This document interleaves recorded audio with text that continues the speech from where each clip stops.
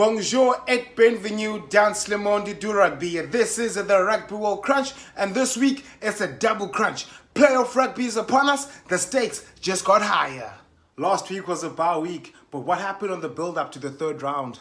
Thousands of fans in Toulon in awe as the Springboks held an opening training session before their fixture against Tonga. Handré Pollard joining the box after having last played in August 2022.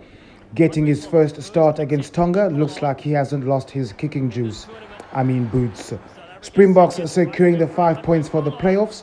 Direx Mapimpi ruled out of the Rugby World Cup through injury, replaced by the Great Wall of Gone. 3 shots, Lucanio Am. At least we know who's more happier than us. Ireland beat Scotland, now South Africans can relax. A lot of action in the past week, but all of that is behind us now. We are now in the business end of the competition. 4 Northern Hemisphere teams versus 4 Southern Hemisphere teams. 4 of the best in the world will be attracting the most audience this weekend.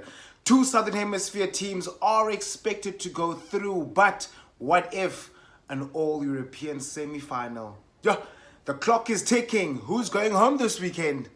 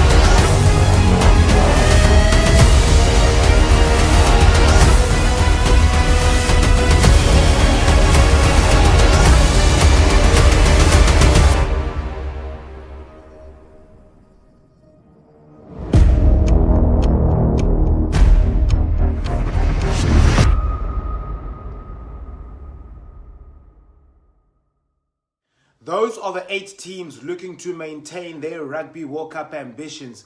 But which games stood out in the final round of pool fixtures? Fiji had already qualified for the quarterfinals and just needed a win against Portugal just for vibes and for points difference. However, the squad was rocked by the death of Joshua Silva's son just the week before, but the man decided to play for his country. The first major upset in the pool stages came from Toulouse, where Fiji went down to a shock 24-23 defeat to Portugal, but still qualified for a World Cup quarterfinal with England and ensured the elimination of Australia. Fiji will be grateful that they were able to get the job done in the previous pool games, but not great momentum leading up to a game against an English side looking for revenge for what happened at Twickenham a few weeks ago. Mateo Carreras scored a hat-trick of tries as Argentina beat Japan 39-27 in a thrilling encounter in Nantes on Sunday to set a quarterfinal fixture against Wales. In a roller coaster of a game at the Stade de la Beaujour, both sides threw caution to the wind, with Argentina eventually outscoring the brave Blossoms. The Pumas made a sensational start, Marcos Kremer pounding Japan captain Kazuki Himeno from the kickoff and then producing a driving maul before the ball was recycled to the hands of Santiago Chocobares. Japan were hit by a 22nd minute yellow card for flanker Peter Labuschagne for a high tackle on Thomas Gallo, but Boffelli pushed the penalty wide. Japan rushed back slightly against the run of play. Siosaya Fifita broke before finding Saito on his inside for another beauty of a try. Any Argentinian anxiety was alloyed as Carreras skipped through a tiring defense for his third try. Sanchez converted and added a late penalty to set up a mouth-watering last 8 against Wales.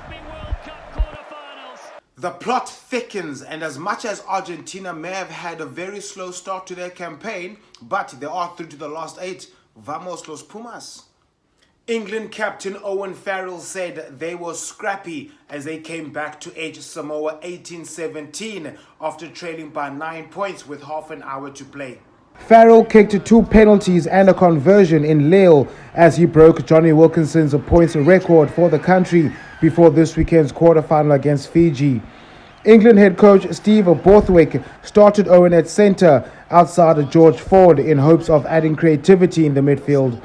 The thousands of traveling English fans sang Swing Low, Sweet Chariot in an attempt to distract Samoa's players before their Sivutau pre-game war cry. On fire, Samoa were denied a third try as the TMO had spotted a Tumua Manu knock-on in the build-up to Duncan Payawa's effort, despite Andrew Brace having awarded it. Samoa still had time to claim a win, but Alaunanela Motuga failed to cleanly catch Neria Formai's offload meters from the English try line. Farrell then kicked the ball dead with boos all around the stadium. They won't mind that as they are eager for the playoffs. Samoa head coach Seilala Mapusua said after the game that lower-ranked nations suffered an unconscious bias from referees, as the captain Alalatoa agreed with his coach and pointing out Tonga and Fiji having also felt the bad side of the whistle. What are your thoughts with the officiating? Ireland versus Scotland. I'm sure this game had the most South African viewership in their history, given the permutations that were hanging over this crucial fixture. But of course, Ireland did prevail as victors, extending their unbeaten record to 17 games.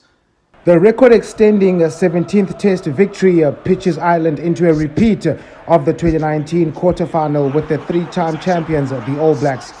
The Irish were conceding a fair share of penalties under pressure, but once again, despite the Scots having a huge amount of possession, the Irish repelled them and cleared it.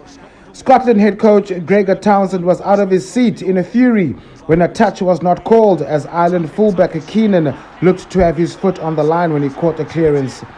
The Irish then missed a glorious chance to score a second try when, under pressure from Jamie Ritchie, Mark Hansen fumbled a poor pass from O'Mahony. The Irish were rampant and showed the Scots how to take your chances with a beautiful move. Sexton involved twice, and again Ringrose providing the killer pass, feeding Keenan in the corner.